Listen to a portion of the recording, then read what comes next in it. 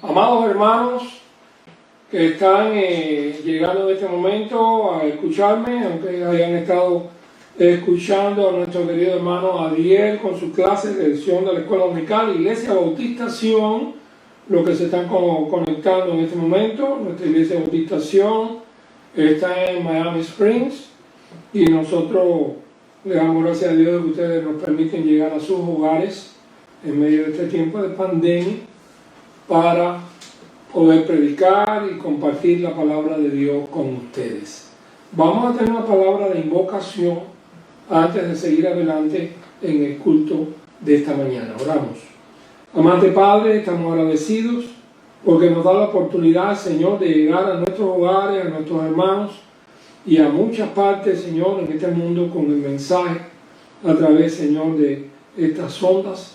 Rogamos, Padre querido, que tú nos hables con tu palabra y que nos permita, Señor, comunicar las ideas que has puesto en nuestros corazones, que pueden edificarnos, Señor. Bendícenos, ayúdanos, que tu Espíritu Santo haga la parte que nosotros no podemos hacer. Estamos orando, pidiéndote que bendigas cada iglesia que se reúne en esta hora, cada hermano pastor que va a predicar tu palabra, y que, Señor, nos abras nuestros corazones para tener fe, esperanza y paz hasta el día que todas estas cosas pasen y tú nos permitas, Señor, a llegar a la comunión que estamos acostumbrados a tener con nuestros hermanos. Pedimos perdón para nuestros pecados, ayúdanos en el nombre que es sobre todo nombre, en el nombre de Jesús oramos. Amén. Amados hermanos, bueno, escucharon el dúo Poppy y Lugo. Ese fue en New Jersey el año antepasado, allá en la iglesia de Luciana, en el 204 aniversario de la iglesia de Gonfield, New Jersey. Así que esa letra es diferente a la del himnario bautista. Yo quiero que los más viejos recordarán que esa letra la aprendimos de Josefita y Fraguelita, que cantaban, Rafael Fraguela Peña, que todavía vive. Ellos cantaban esa letra antes de que el himnario bautista fuera hecho. Así que me gozo en ser un continuador de estos queridos hermanos. Amados hermanos, en esta mañana tarde, como estamos en el mes del hogar, mes de la familia, bajo una presión que ha obligado a todo el mundo a juntarse con su familia, esto ha venido bien para mi sermón, y también creo que de alguna manera la familia cristiana ha podido, si ha aprovechado la oportunidad, ha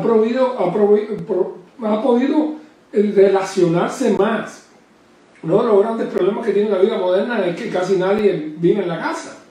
La casa es así como un albergue, uno sale para un lado, el otro sale para el otro, a las 7 de la mañana ya no hay nadie. Los ladrones a veces se dan banquete por eso. Y todo el mundo empieza a regresar 4 o 5 de la tarde, 6, otros llegan más tarde. Y entonces todo una vorágine, una cosa, y cuesta mucho trabajo que la familia se pueda reunir. Bueno, todo esto nos ha obligado a vivir en familia. Así que mi sermón tiene que ver en esta mañana con el tema, una vez más, mes de mayo, de la familia.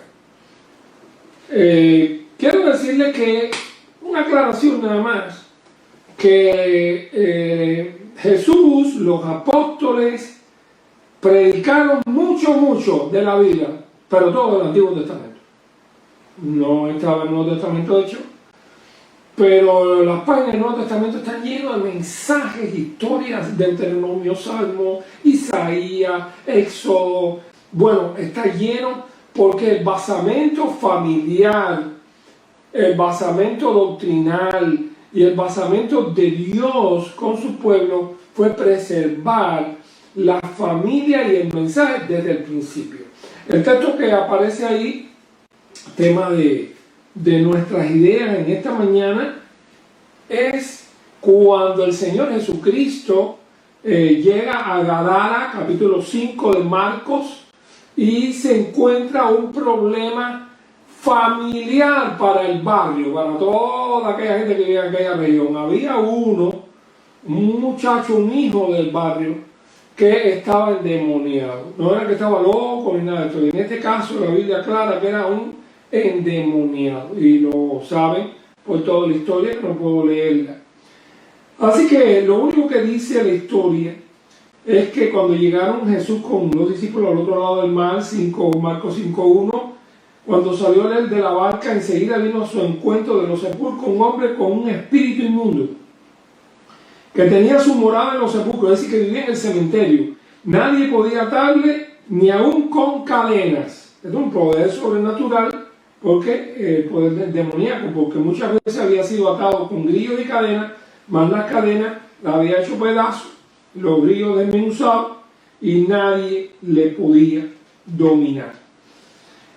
Quizás si hubiese roto los grillos y más nada, eso a nadie le importaba, pero dice que de día y de noche andaba dando voces en los montes y en los sepulcros e hiriéndose con piedras. Imagínense usted, uno no podía salir a pasear por la noche, a la familia, ni nada de esto, porque donde quiera salir el coco. Este sí era el coco, ese famoso que nos enseñaron de noche, cuidado que coge el coco, este sí era el coco. Y entonces, de cualquier lugar, la gente no tenía paz ni respiro, todo el mundo estaba trancado como si hubiera habido un virus. Y llega Jesús a la región, y los demonios pues supieron que llegó el jefe supremo, y vienen pensando que quizás venían contra él, y clamando a gran voz, se arrodilla delante de Jesús, versículo 6 en el 7, dice, clamando a gran voz dijo, ¿qué tienes conmigo, Jesús, Hijo del Dios Altísimo?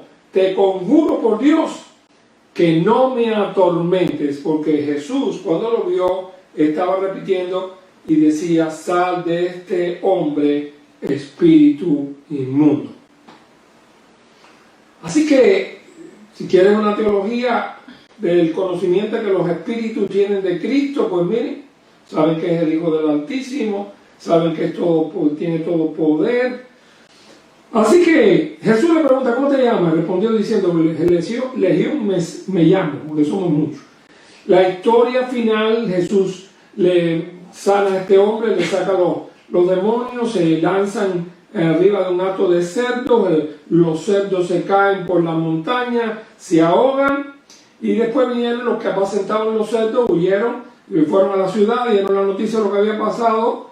Y cuando vinieron a ver, el hombre que estaba loco, arrebatado para ellos, estaba tranquilo, sentado en su juicio cabal. Dice, viene Jesús y ven el que había sido atormentado del demonio y que había tenido la legión de demonios. Una legión romana eran 6.000 soldados y 6.000 demonios. Versículo 15. Sentado vestido en su juicio cabal, y tuvieron miedo. Y le contaron lo que había visto, cómo le había acontecido, que había tenido los demonios. Se lo dijeron a la gente de la ciudad, comenzaron a rogarle que se fuera. Jesús, que se fuera. Entiendan esto. Nunca pude entender por qué razón, después que Jesús le da esta paz, esta tranquilidad, que ya no tienen a este hombre dando gritos y asustando a la gente y con peligro en sus vidas, de pronto, después de este milagro que es una resurrección social de un individuo que no valía nada. Miren, hermano, si alguien en el mundo de hoy hace eso con una persona cualquiera y lo sacan de los noticieros, y mira lo que hicieron con fulanito, Perico González, que nadie conozca a Perico González, que sea de un pueblecito de la frontera, lo que sea, sale en los medios, Canal 23, 51, en todas partes, CNN, porque alguien inventó una pastillita, se la dio, o porque alguien lo trató con amor y lo llevó a un médico X. El mundo de hoy hubiese reconocido el beneficio social que representaba que un hombre que no tenía ningún valor para la sociedad, que el pobre no tenía él mismo ningún recuerdo, nada, de pronto se convierte en persona. Bueno, eso sería una de las noticias más importantes del mundo, aparte del coronavirus, ¿verdad? Y creo que tienen razón, porque esto es lo valioso.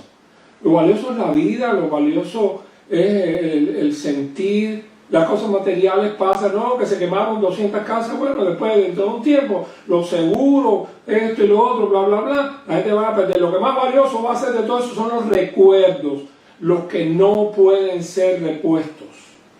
Una bicicleta se quemó, se busca otra. Pero los recuerdos son más difíciles. Así que tenemos aquella historia, la gente le piden al que ha resuelto el gran problema del barrio que se vaya. Y he visto esto, lo he visto en mi vida, en mi ministerio, he visto la falta de aprecio que algunos han tenido hacia el evangelio emancipador. Porque he conocido personas sin valor moral, de mala vida, con malos hábitos, con una serie de cosas, y el poder de Jesucristo, el evangelio en esta época moderna le ha transformado, le ha convertido en persona. Después he conocido esa familia, la segunda generación que vino detrás, y todo era una cosa totalmente diferente, cosas que a veces ningún sistema puede hacer. Los sistemas pueden crear sistemas de ayuda, alimentos, estudio, pero no pueden transformar el corazón.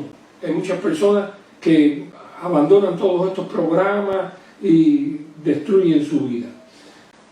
Pero aquel hombre no. Pero lo que quiero que se fijen ahora en esta historia, que cuando ya Jesús se va a ir, al entrar Jesús en la barca, el que había estado endemoniado le rogaba que le dejase estar con él. Este hombre reconocía el valor maravilloso que le había devuelto la vida, le había devuelto el sentido de vivir. ¿Saben cuántas personas me han dicho alguna vez en la vida que Jesús le devolvió el sentido de vivir? Personas que habían visto morir a sus hijos, familias, gente que se habían quedado solos, que estaban enfermos. Muchas personas, muchas.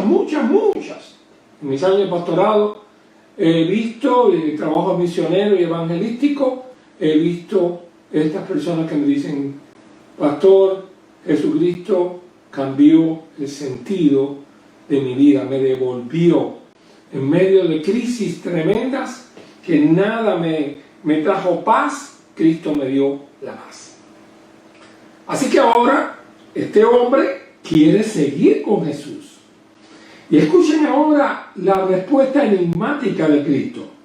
Mas Jesús no se lo permitió, sino que le dijo: vete a tu casa, a los tuyos, y cuéntales cuán grandes cosas el Señor ha hecho contigo y cómo ha tenido misericordia de ti. Y este hombre se fue, versículo 20, Marcos 5, 19 y ahora el 20, y se fue y comenzó a publicar en Decápolis, las 10 ciudades griegas, cuán grandes cosas había hecho Jesús con él, y todos se maravillaron. Así que desde el punto de vista de Jesús era más importante que él fuera, su familia, se les presentara. ¿Ustedes no quieren hacer un poquito de esfuerzo mental a ver qué pasó? Vamos a hacerlo. ¡Tum! ¿Quién es? ¡Oye! ¡Viene por ahí tu hijo!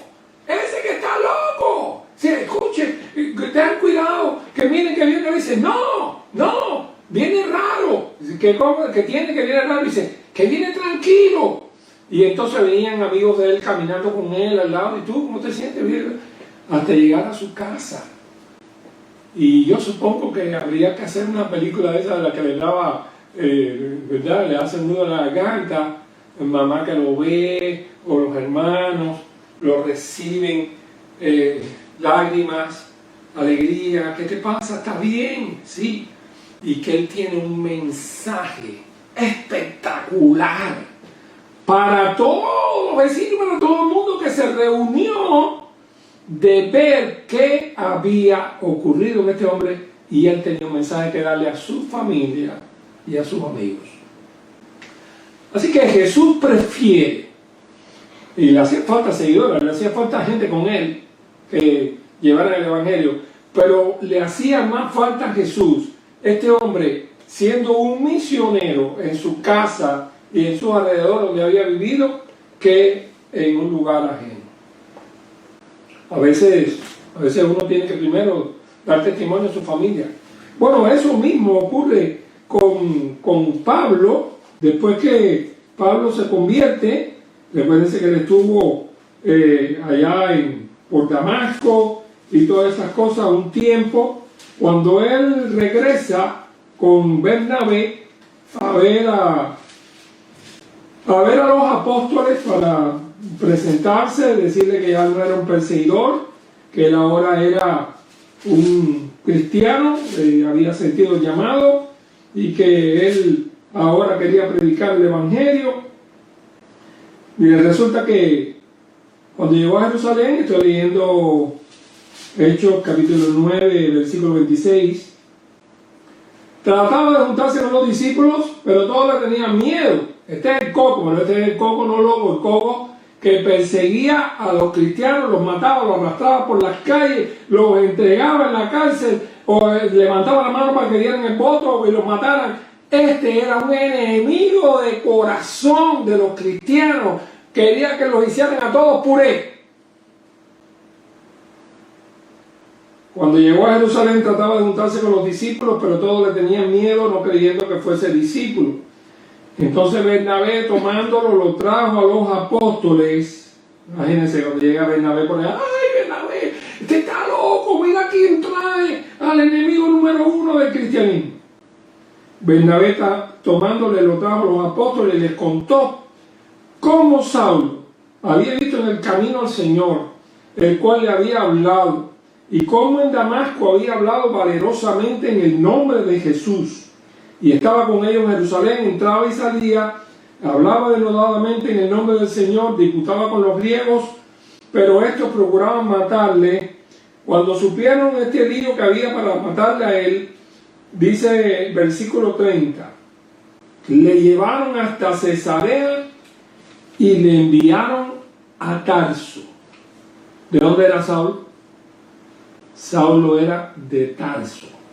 Así que hicieron lo mismo que hizo Jesús, este paladín del evangelio, que podía servir para seguir predicando allí y convencer a los judíos. No, lo llevaron casi hasta las 4 esquinas y lo mandaron para su casa. Y sabemos que Saulo de Tarso no tenía pelos en la lengua, y que se supone que llegó allá, predicó a su familia, hizo muchos discípulos, habló del evangelio sin parar en su familia. Así que ya tenemos 2 casos: el endemoniado que quiere salir con Jesús, Jesús lo manda para su casa. Ahora Saulo pasa lo mismo. ¿Ustedes sabían eso? ¿Ustedes se recordaban de eso? Y Saulo va para Tarso. ¿Hasta cuándo va a estar en Tarso? Bueno, va a estar allí hasta que el mismo Bernabé, que era el que creyó en él, el que confió, el que lo llevó adelante, cuando se forma la iglesia en Antioquía y hay un avivamiento y están predicando en Antioquía, mandan allá a los apóstoles a ver qué estaba pasando allá y mandan a Bernabé. Y Bernabé llegó, vio: esto es una maravilla, hace falta aquí misionero. Se recordó de su amigo, fue a Tarso, recogió a Saulo, le dijo: oye, ya tienes un ministerio que empezar, vamos conmigo. Llegó tu hora de salir al mundo. Lo trae a Antioquía y Saulo es uno de los predicadores de Antioquía, y eso cuando empieza el capítulo 13 de Hechos de los Apóstoles, estaba ya, leo Hechos capítulo 13, estaba ya Saulo en acción, Hechos 13. Dice así: había entonces en la iglesia que estaba en Antioquía profetas y maestros. Recuérdense que todavía no estaba la Biblia escrita: Bernabé, Simón, el que se llamaba Níger, Lucio de Cirene, Manaén, el que se había criado junto con Herodes, el tetrarca, y Saulo, ministrando estos al Señor. Es que Saulo es apartado para la obra misionera, y de allí sale entonces los viajes misioneros del apóstol Pablo, no de Jerusalén, sino de Antioquía. Así que quiero que pensar con ustedes que las familias siempre fueron la célula más pequeña de la sociedad, dice un eslogan de definición. Pero en Génesis, cuando el Señor llama a Abraham, le dice: bendeciré a los que te bendijeren, y a los que te maldijeren maldeciré, y serán benditas en ti, ¿quién? Todas las familias de la tierra. Génesis 12:3, creo que estaba por ahí el versículo. Génesis 12:3. Serán benditas en ti todas las familias de la tierra. Para hacer un pase rápido por el mundo del Antiguo Testamento, les diré que el libro de Éxodo comienza con familia. Estos son los nombres de los hijos de Israel que entraron en Egipto con Jacob. Cada uno entró con su familia, y se preocupa el libro de Éxodo de hablar de las familias. Un varón de la familia de Leví fue y tomó por mujer a una hija de Leví, Éxodo 2:1, y esa es la familia que prediqué el otro día de eso, la familia del líder total del pueblo de Israel, que en este tiempo no sabía qué estaba pasando en la mente de Dios y los planes que Dios tenía para con él. La familia tampoco. Lo único que la familia fue fiel, temerosa de Dios. Y tuvieron también unas amigas, porque dice que las parteras que se negaron a matar a los varones de los hebreos, en este caso a matar a Moisés, dice que ellas fueron bendecidas, dice, y por haber las parteras temido a Dios, Él prosperó sus familias. Así que lo que ellas hicieron le llevó la bendición hasta sus hijos, sus parientes, que cuando aquello eran muchos, ¿sabes? Todo el mundo tenía una bola de hijos, y de ahí pues una bola de nietos, y eran familias muy numerosas. Pues las parteras que se negaron a hacer la orden del rey de Egipto, el primer matador de niños, bueno, pues sencillamente ellas fueron bendecidas sus familias. Y la Biblia lo hace con esta claridad. Y Dios bendijo, no dice Dios bendijo a las parteras, dice Dios bendijo su familia. Así que hay muchos récords familiares del pueblo de Israel. En Éxodo capítulo 6 hay una cantidad tremenda de las familias del pueblo. Ya no es un pueblo, es un grupo de familias para Dios. Estas son los jefes de la familia, los padres, los hijos de Rubén, los hijos de las familias. La fiesta de la Pascua, que es tan importante para nosotros los cristianos, porque la fiesta de la Pascua significaba la libertad a través de la sangre del madero. ¿Sabían eso, no? Ustedes saben, ¿verdad? La fiesta de la Pascua fue instituida como una fiesta para la familia. Éxodo 12:3. Hablar a toda la congregación de Israel diciendo: en el día de este mes tómese cada uno un cordero según las familias de los padres, un cordero por familia. Esto no fue una fiesta del templo, ellos no tenían ni templo. Esto fue una fiesta de las familias. Y la fiesta de las familias tenía una connotación espiritual que en ese momento ellos no podían entender, y tampoco podían entender que ahí también iba a significar la libertad de ellos, y después iba a significar la libertad del pecado el día que la sangre de Jesucristo, el Cordero maravilloso, cayera en la madera de la cruz del Calvario para la libertad espiritual de todos los hombres. Así que el número 26-20 fueron los hijos de Judá y su familia. Todo esto, ellos fueron celosos en guardar récords. Tenemos la Biblia llena de récords. ¿Por qué lo aprendemos? ¿Guarda usted su récord familiar? Tiene, bueno, aquí estoy mirando por allá, así, todo lo que está arriba, son álbumes de familia. Mi esposa y mí han sido muy celosas en guardar todos estos recuerdos familiares. Qué lindo. Si hubiera habido, no sé, cámaras en los celulares o celulares para las cámaras en la época más antigua, por ahí algunos que tenemos unas cuantas fotos de cuando éramos muchachos, porque tirarse una foto en aquella época era toda una historia.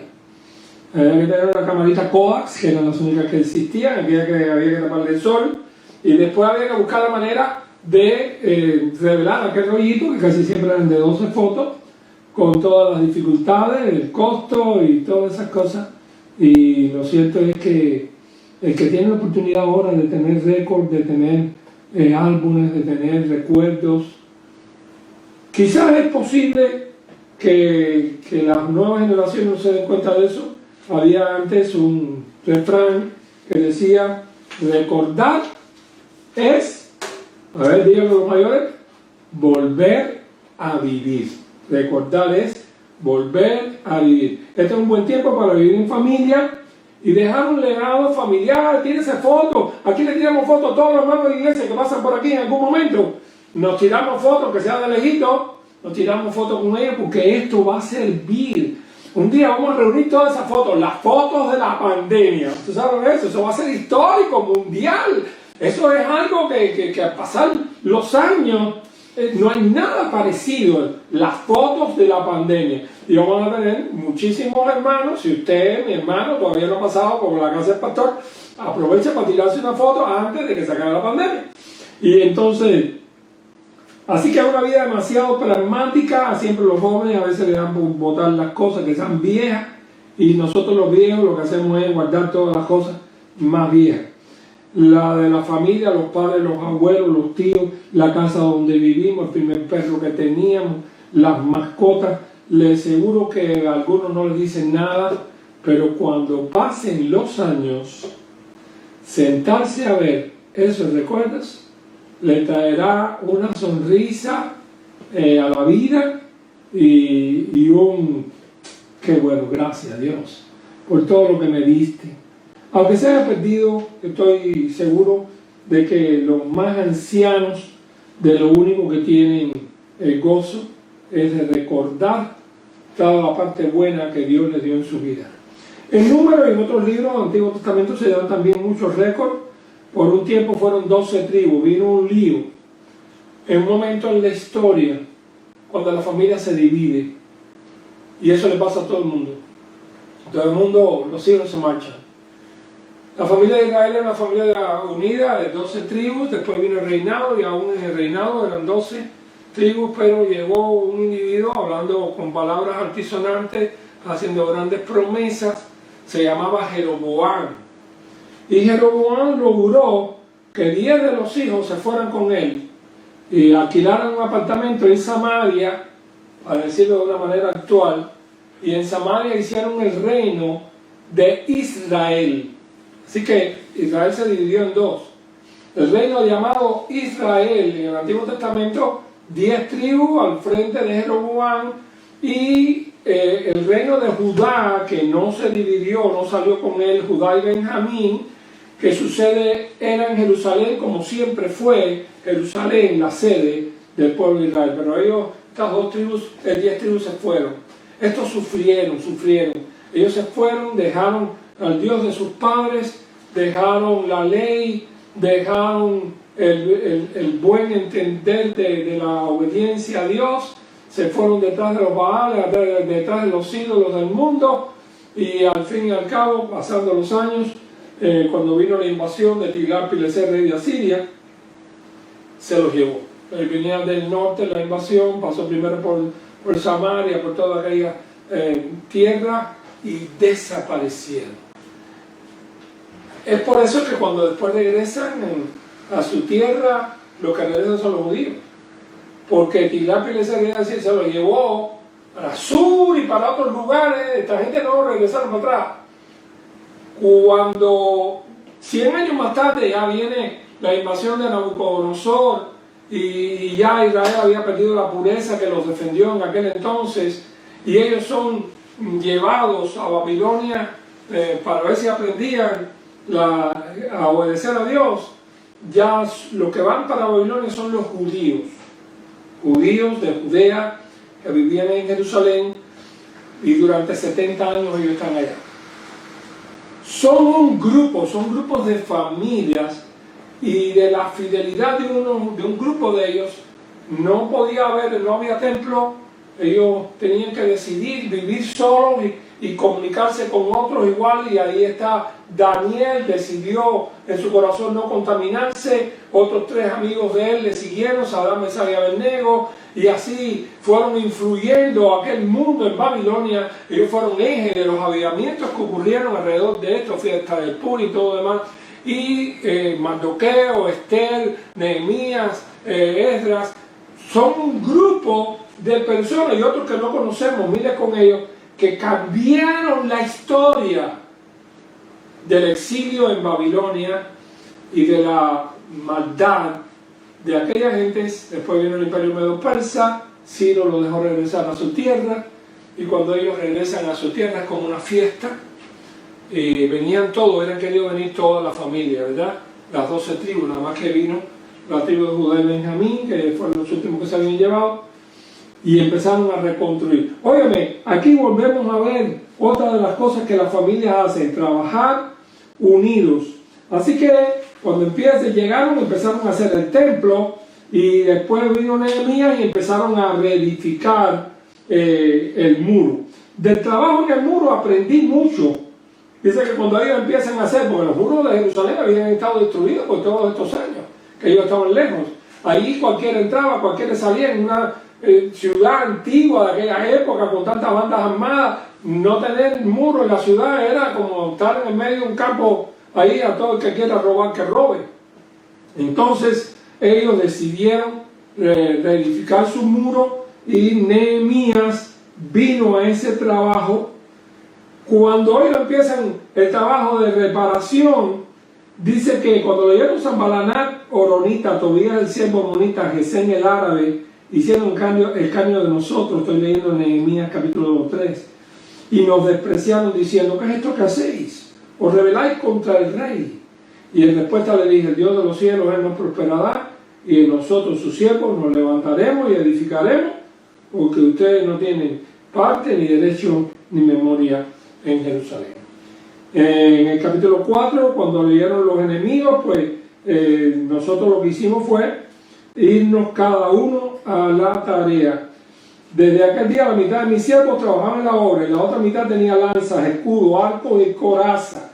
Detrás de ellos estaban los jefes de toda la casa de Judá. Estaban los jefes, los padres de familia, los abuelos. Estaban en aquella construcción, supongo que con sus bastones, allí alegrándose de ver cómo Dios había visitado su pueblo, igual que el viejito Simeón cuando va al templo guiado por el Espíritu Santo, que nadie se ha puesto. Yo escribí una obra de teatro sobre eso, porque me gusta ver lo que está pasando dentro de las líneas de la Biblia.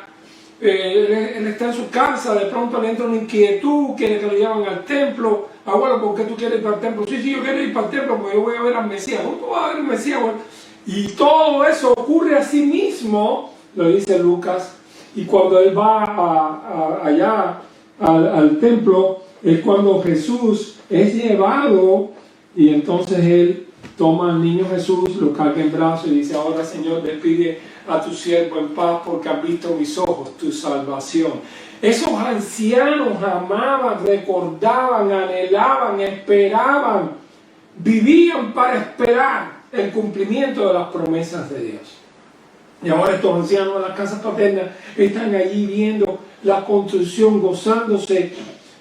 Era un tiempo de guerra, debían de luchar juntos. Nehemías capítulo 4, 16 al 23 dice: desde aquel día que los enemigos le dijeron: lo vamos a hacer puré, la mitad de mis siervos trabajaban en la obra, la otra mitad tenía lanzas, escudo, arcos y coraza. Detrás de ellos estaban los abuelos, ¿no? Los jefes de la casa paterna, los que edificaban en el muro, los que acarreaban, los que cargaban. Con una mano trabajaban en la obra y con la otra tenían la espada, porque los enemigos le habían prometido que le iban a caer encima, porque los que edificaban cada uno tenía su espada ceñida en sus lomos y así edificaban. Y el que tocaba la trompeta estaba junto a mí. Le dije a los nobles, a los oficiales y al resto del pueblo: la obra es grande y extensa, y nosotros estamos apartados en el muro, lejos unos de otros. En el lugar donde vieres el sonido de la trompeta, reunimos allí con nosotros. Nuestro Dios peleará por nosotros. Nosotros pues trabajamos en la obra. La mitad de ellos tenía lanzas de la subida del alba hasta que salían las estrellas. También dije entonces al pueblo: cada uno con su criado permanezca dentro de Jerusalén de noche, sirvan de centinela y de día en la obra. Y ni yo, ni mis hermanos, estamos hablando del gobernador, estamos hablando del hombre que trabajaba para el famoso rey Artajerjes, que fue capaz de dejar todo aquello, irse a su tierra cuando se enteró del escándalo que estaba pasando allí.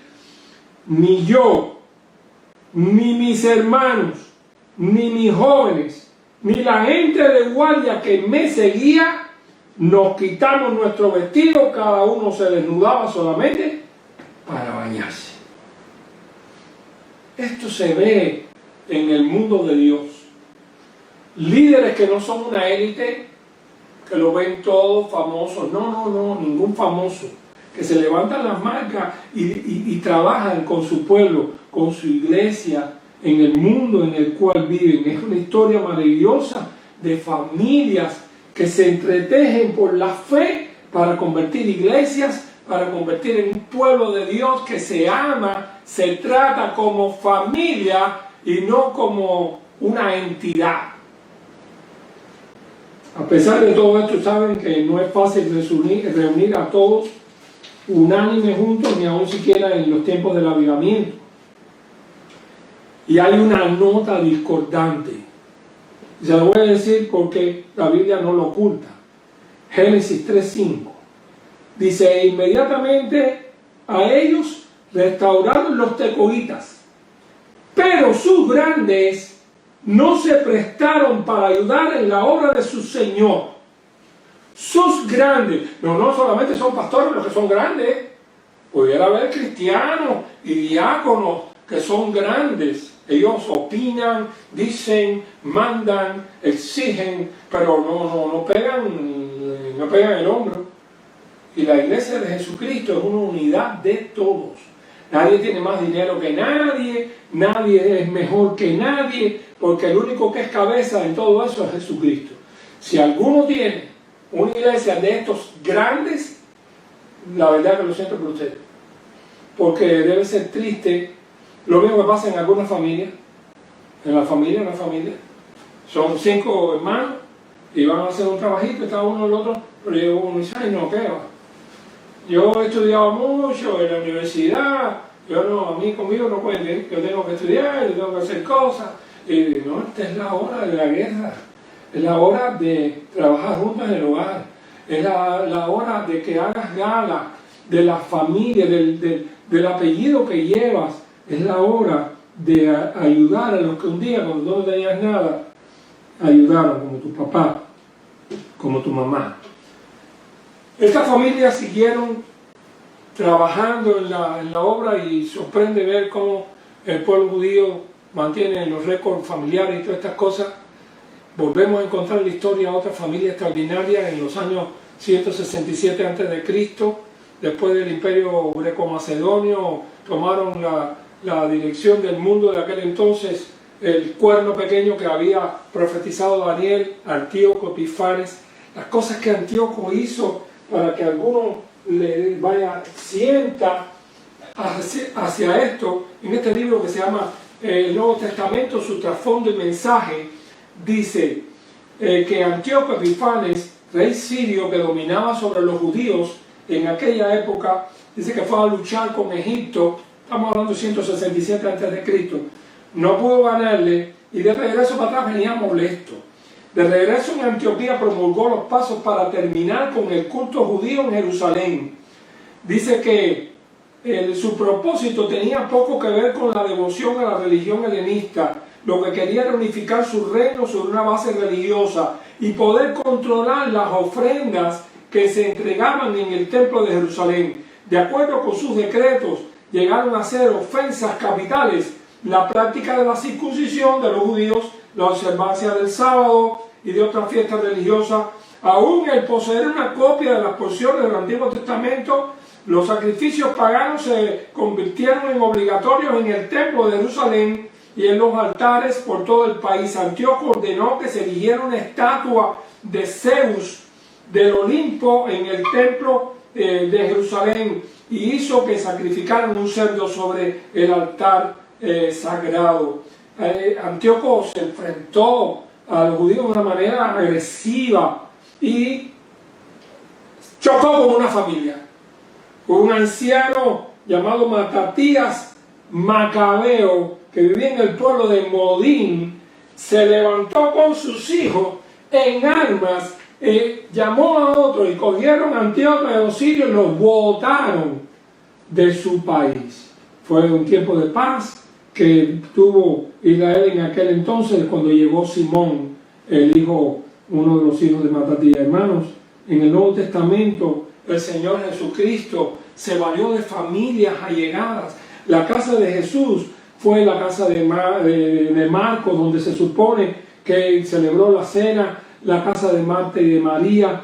Hogares, en Efesios 2:19 dice: así que ya no sois extranjeros ni advenedizos, sino conciudadanos de los santos y miembros de la familia de Dios. Miembros de la familia de Dios. Hubo hogares que se abrieron a las puertas del Evangelio. El hogar de Marta y de María en Betania. Jesús tenía ahí un refugio. El hogar de la familia de Cloé en Corinto para Pablo. 1 Corintios 1:11. La familia de Estéfana. La familia de Aquila y Priscila con una iglesia que pusieron en su propia casa. La familia en Colosas de Ninfa. Y una casa que la familia tenía una iglesia en su propia casa. El hogar de Timoteo en Derbe se convirtió en Loida y después Eunice enseñaron a Timoteo. Timoteo se convirtió en un muchachito cristiano que amaba al Señor, y cuando Pablo pasó en su segundo viaje misionero se lo llevó y Timoteo se convirtió en un ministro. Las familias fueron importantes, y cuando el apóstol Juan escribe la segunda carta universal de Juan, la segunda, dice así, algunos pensaron que era una mujer: el anciano a la señora elegida, eclectequía, y a sus hijos, a quienes yo amo en la verdad, y no yo, sino también todos los que han conocido la verdad. La gente dice: ¿quién sería la mujer? La mujer es la iglesia, y está usando el término familiar de que ella es la mamá de toda la familia y los hijos son los miembros. Mis queridos hermanos, todo esto es malo, ha sido malo, pero nos ha dejado la posibilidad de vivir en familia y trabajar juntos. Es un periodo que no va a volver más. Yo estoy seguro que esto no va a volver más, pero es la única oportunidad que usted ha podido tener para ser misionero en su familia, en su casa. Es una oportunidad que, si la desprecia, es la oportunidad que tiene para ser misionero en su barrio. La gente que nunca usted va a ver, porque esta vida es muy complicada. Por lo menos estamos hablando de Estados Unidos y estamos hablando de Miami. Es una vida complicada donde casi nadie que usted llega. Aquí no se ve a nadie. Un vecino mío ahí enfrente, un buen amigo, un día lo dejé de ver, pasaron 2 o 3 semanas, y cuando le pregunté a su hija ya había muerto. Y la verdad que no nos enteramos, nunca no vimos nada, no vimos nada, ni nadie llegó a decirnos. Así que estamos en un mundo convulso. El Evangelio ha caído en una familia. La iglesia tiene que ser una familia. Y por cierto, yo no soy papá. El papá tiene que ser Dios. Yo soy un hermano mayor, me decía. Y lo que quiero es que ustedes entiendan de que en el nivel que más por ciento haya de este sentimiento en una iglesia, más prueba de permanencia, más poder espiritual y más perpetuidad de la iglesia. Dije el otro día cuando estaba predicando que conocí en mi vida pastoral infinidad de familias que durante años ellos fueron los que sostuvieron el templo, la iglesia, hasta tiempo sin pastor. Tuvieron tiempo sin pastor y aquellas familias eran las que sostenían el evangelio en esos pueblos. Querido hermano, llegó la hora que tienes que darle a la familia el valor que tiene. Hijos, denle la oportunidad a vuestros padres, a vuestras familias. Hagan árboles familiares, tírense fotos, arreglen la casa, píntenla. No se dieron cuenta que todo lo pintamos y lo arreglamos. Aprovechen la oportunidad que este mundo y esta vida moderna les quita. La oportunidad de andar juntos con la gente que más te quiere, con la gente que más va a correr por ti, con los que no te van a fallar nunca. Tus amigos de la universidad, ni del deporte, ni esto y lo otro, lo más probable es que no estén contigo en una crisis total de tu vida. Pero tu familia va a estar ahí, junto a ti. Las cartas de Pablo, todas terminaban con una gran cantidad de saludos. Al final, la casa de Onesíforo y todos estos saludos personales, que son los que dan el valor de aquellos documentos, aunque pudieran ser documentos, vamos a decir así, tratados evangelísticos, misioneros o teológicos, eran cartas, porque terminaban como las cartas. Dale saludo fulano, fulano te manda recuerdo, dele saludo a fulanito, a Trifena, saludo a la casa de Onesíforo, la casa de Aquila y Priscila, el hermano Estefanas. Toda esta es la gente que estaba junto a Pablo y que fueron instrumentos de Dios en la historia. Mis queridos hermanos, Dios permita que en medio de todas las pruebas que la iglesia sigue caminando, podamos sacar lecciones de bendición para nuestra vida futura, para contárselo a las otras generaciones. Yo cuento mucho historia, cuento muchas historias de cosas pasadas, cosas que fueron malas, pero sin embargo me traen recuerdos. Ayer un hermano me dejó con ganas de llorar, que me llamó por teléfono, aquellos muchachos que uno veía, que fue al seminario, el hermano Frank, me llamó y me recordó cosas y del trabajo que uno ha hecho. Y yo le di gracias y quizás ahora se lo vuelvo a repetir. Gracias, Frank, por tus palabras. Uno no sabe a quién está inspirando cuando está viviendo. Trata de recordarte que hay alguien que te ve. Trata de pensar que tu familia te ve. Trata de pensar que tus amigos más íntimos saben lo que es vivir la vida cristiana y lo que no es. Y aprovecha esta oportunidad para levantarte más fuerte, con más visión de las posibilidades.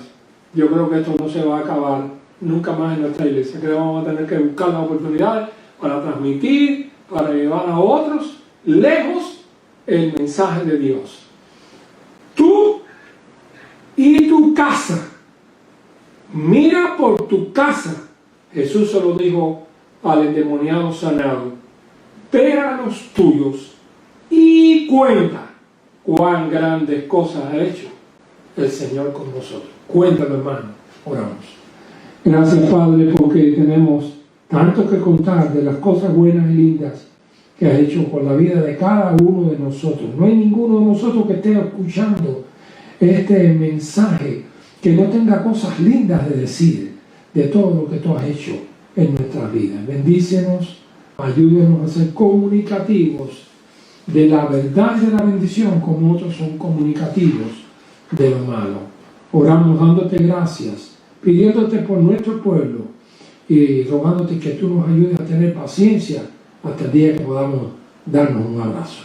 En el nombre de Jesús. Amén.